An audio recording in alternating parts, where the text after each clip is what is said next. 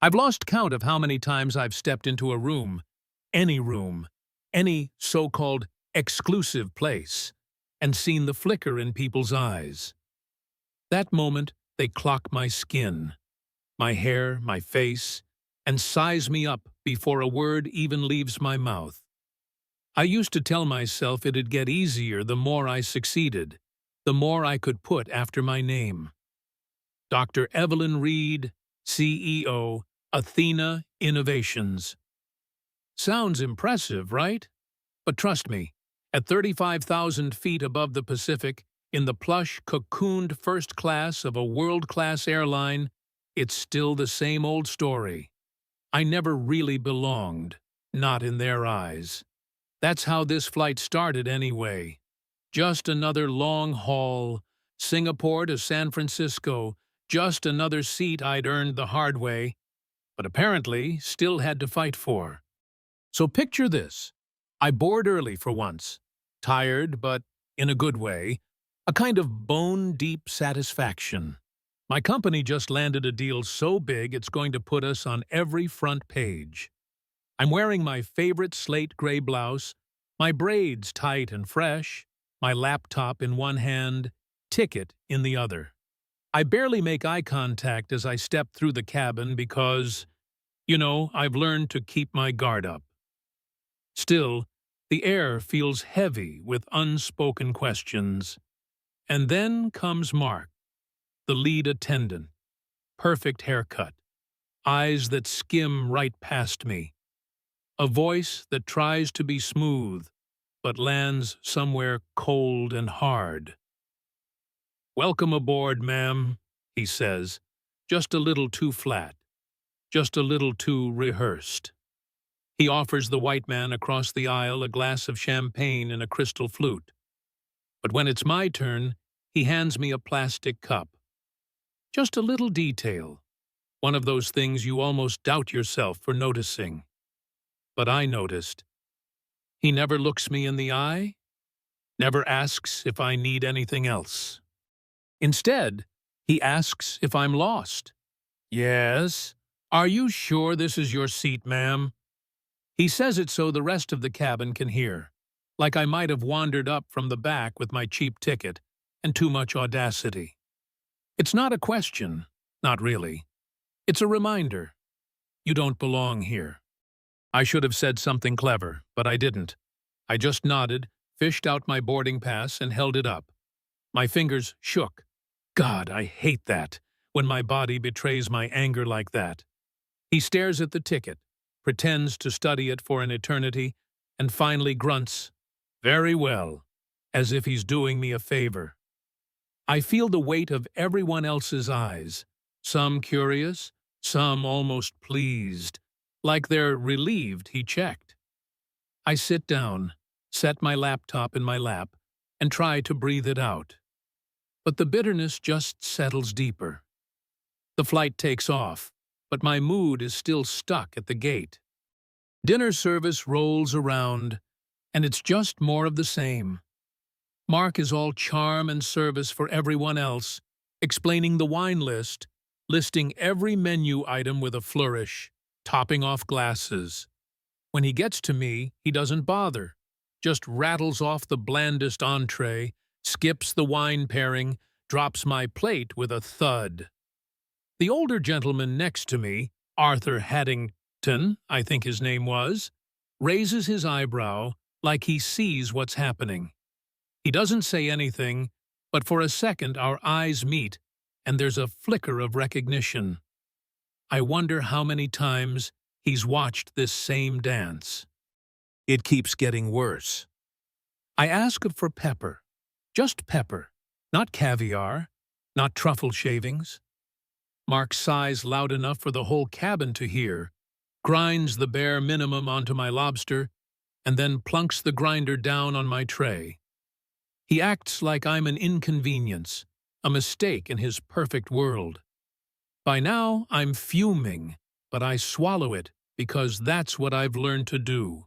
Pick my battles, keep my cool, never be the angry black woman in the room. But that doesn't mean I don't feel it. Every cold look, every slight, every time he treats me like less. My heart is pounding, and I can taste the humiliation at the back of my throat. Somewhere between courses, Mark starts patrolling the cabin, glancing over like I'm about to steal the cutlery. The other staff, mostly polite, distant, professional, seem to know something's up, but nobody intervenes. And then, as I'm finishing up an email, my screen glowing in the darkened suite, Mark comes over, his shadow stretching across my table. "Ma'am, you'll need to close your laptop. The lights are dimmed for passenger comfort." His tone is clipped, sharp, like he's scolding a child. I look around. Every suite has walls for privacy. The judge across the aisle is snoring behind an eye mask. "I'm finishing work," I say, trying to keep my voice even. "It's not disturbing anyone." He doubles down, tells me it's airline policy, raises his voice, and suddenly the conversation is a performance for the whole cabin. "People in these seats don't usually make trouble," he says, loud and clear. I feel the blood rush to my face. He's not just shaming me, he's marking me as the problem, the outsider. The judge stirs. The woman across from me leans forward, and I know everyone's listening. "Let me see your boarding pass again," Mark insists, his hand outstretched. Now everyone is watching. He's trying to expose me, embarrass me, maybe hoping I'll crack. For a split second I almost do. But then I catch the judge's eye. Arthur. He's awake now, and the look on his face is pure anger. Not at me, but at Mark. I straighten up, suddenly remembering who I am. "You already have my name and seat number," I say, ice cold, not flinching. "You can check the manifest with the purser if you have a problem." He starts to bluster, but I cut him off. I won't be spoken to this way again. This is the moment everything shifts. The judge stands up. He's in pajamas, but his voice could silence a courtroom. "This woman is Dr. Evelyn Reed, CEO of Athena Innovations. I've heard her speak at Davos. She's the most respected mind in the tech industry. And you're harassing her in front of all these witnesses. I'll be filing a complaint myself." The hush in the cabin is deafening. Mark goes pale, tries to stammer out something about following procedure, but nobody's buying it. The junior flight attendant, Chloe, she's been hovering nearby, nervous, rushes off and returns with the purser, Mrs. Devi. She's got the kind of presence that fills the room before she even speaks. "Is there a problem here?"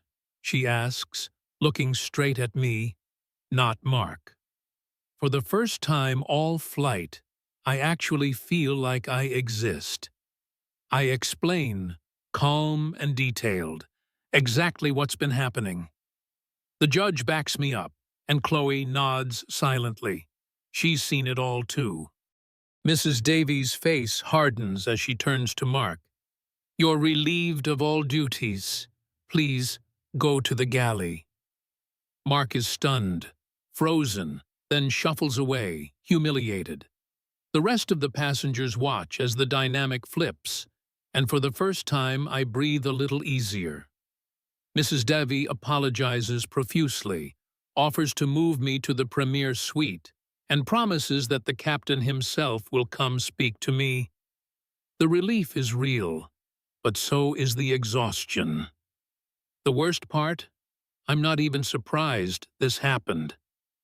I'm just tired. Tired of always having to prove I belong. We land in San Francisco to a mess of consequences. Mark is escorted off the plane by security before anyone else disembarks. The judge, true to his word, has already sent a complaint to his network. Word spreads fast. Social media picks it up. The story trends, and suddenly, Mark's face is everywhere.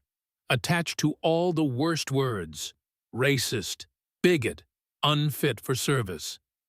The airline's CEO calls me personally, apologizing again and again, asking for a meeting. I don't ask for compensation, don't threaten to sue. I'm done with vengeance. I want real change. I pitch him a partnership, a new training program, real accountability, not just empty apologies. And he takes it. We sign the deal within the week. Athena Innovations launches a full-scale overhaul of their diversity program. It's not just about me anymore. It's about every other outsider who'll fly after me and never have to feel that same sting. As for Mark, he loses his job before the week is out, of course. The press won't leave him alone. His old restaurant gig drops him the same day the story breaks. His landlord starts eviction proceedings. Bad press, bad reputation, bad news for business. Friends turn away. He tries to apologize, but nobody wants to hear it. The airline puts out a statement about their commitment to inclusivity, the same old song, but this time, at least, something real comes of it. I don't celebrate. There's no big toast, no victory lap. I'm just glad it's over. I gather my things, nod to Mrs. Davy and Chloe, thank the judge for having my back, and slip quietly into the crowd. No fanfare. But as I leave that terminal behind, I feel lighter. I know that Mark, for all his arrogance and entitlement, is left with nothing but the memory of the moment he tried to put me in my place and lost everything instead. He's a cautionary tale now, whispered about in staff meetings and shared in training seminars as an example of what happens when you let your prejudice run your life. The world won't change overnight, I know. There will always be another Mark, another flight, another gatekeeper itching to prove I don't belong. But today, in this one corner of the sky, the rules bent in my favor, just long enough for me to remind everyone what power really looks like. Not loud, not angry, just unbreakable, undeniable, and mine. That's enough.